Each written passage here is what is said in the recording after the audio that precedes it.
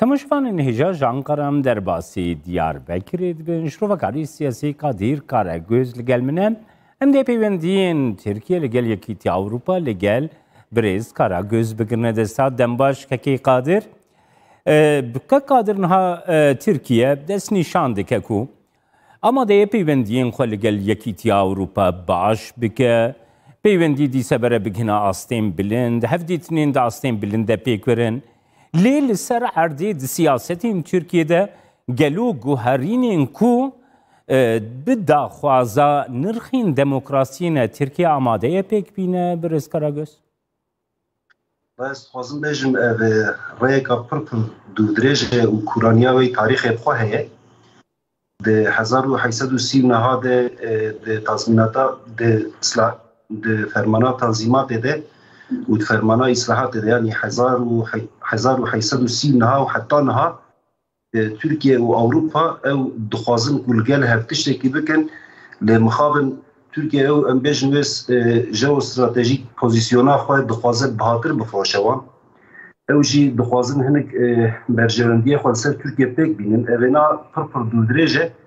Ez bawerim ku her du jî dixwazin ku bînin asêka bilind. Weke ku min gote Tirkiye jî ew pozisyona xwe a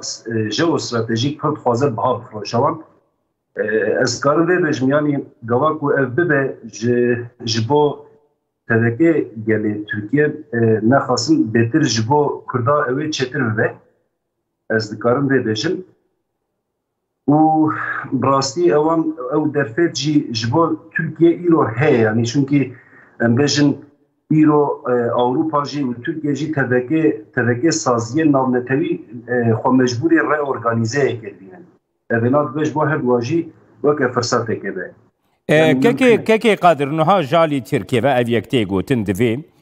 Yekîtiya Ewropa xwe reorganîze bike yanî Yekîtiya Ewropa çi warî de xwe reorganîze bike? Yekîtiya Ewropa kekê Yekîtiya Ewropa krîterên xwe hene ew krîterên wêna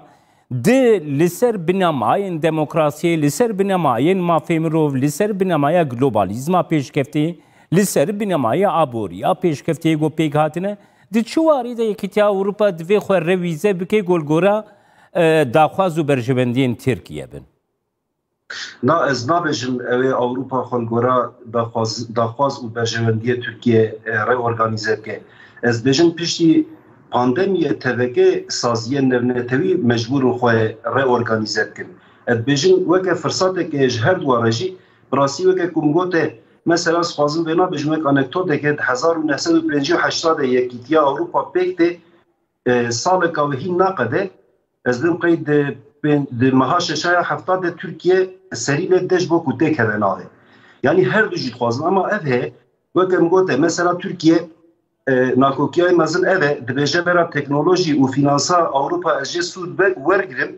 ama wan daxwaze ku li ser min ferz ke bera ez jê ji bêrî bin. Bera ez mesela bêjin duwarê hukûkê de duwarê hurriyeta teşebbüsa a finansî de ekonomîk de bera te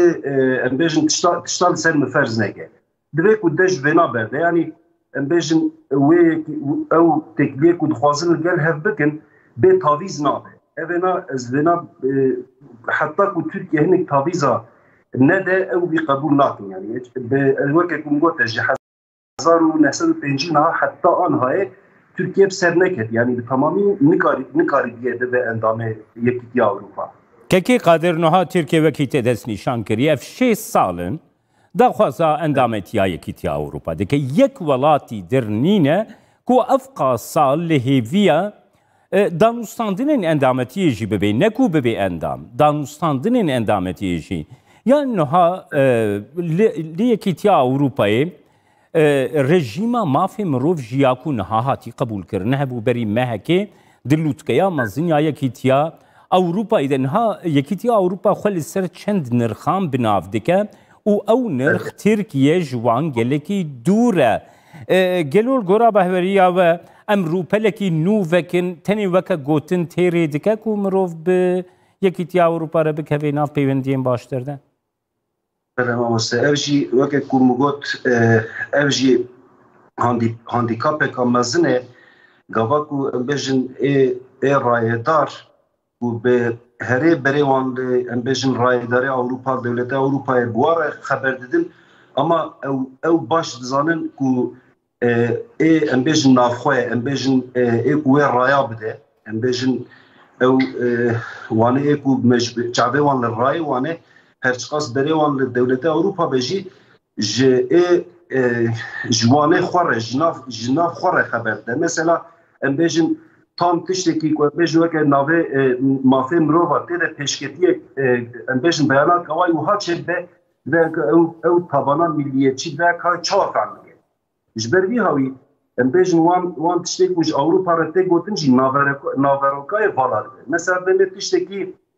دستکی که نوب اوروپا بکن لوا کو بجازه دستکی که نوب اوروپا بکن ای دنیه ای کو رایات دنوان به ها تشپ کی ته مافنا بی کردنا تشته چی مافی ته دی چی تاویزه بی جبروی هاوی براستی گرکی ج درسیات سته بسر سیاست رای تشتک برتابور کرن امبیشن هشمندیه گوها و دستک آنجا به هشمندیه که نو وره دستک کرن یعنی امبیشن برایه بره به حمامه بره به تاسا بره نکارن خود بشون از او قاسی کارن بیشن که قادر هر وها نها د پیوندین دنابینا ترکیه و کیتیا اروپا ده کارتا کو ترکیه برام داری یکیتیا اروپا بکارتینه هر دم کارتا پنا برام بویه یعنی او کارتا پنا بران گلو تیری دکه کو یکیتیا اروپا دست به دانوستاندینین نیزیکتر و گرمتر لگل ترکیه بکه براستی آوانتاج نیمزن ده ترکیه ام ونان کارم بیشن آوانتاج نیمزن چونکه از بشش مهبره نا هفتش مهبره از روما لویانا من بچابه خوشی دیده بری حربا سوری جی او وقت ترسک آوان جه ام بیشن پنابره جروجلاتا نابین ترسک آوانی وهاش خواه بود ایجان بیشن نخواستم گواکو جان به 100,000 ریال به بکرین ج اروپا را مترسیه کام مزنه اف دبا آوانتاجک وکه قاسکت نمگو او ناکوکیه که یا جی ام بیشن تشتکی کو ترکیه نکاره خوشه پاکش بکه اوه او استراتژیک ام بیشن بوهابونا ترکیه نرخکی او استراتژیک بونا هه دخوازه به قرته جنرخا و قرته بهتر منفعت اوروپا هلگرک خودت شکو ام دبین اوروپا یعنی حتی جد هبه دلگرانی شانید ده یعنی اوجی برخود داما وقت مگوت یعنی کارتا پنابرا قرته کام مزنه یعنی ام دبینن دنا جه دافیانی مرکل جی خویای دافیانی رایدارین یکیتی اوروپا جی خویای او پر گل کی جت ترسن جوار پرسکریک که پر مزنه چونکی نوکه ویده امبیشن جمع گواکو پنابر اکته او راس او قوتا خود مینن ده اجقه امبیشن بکی بچینه بکی الدربت مینه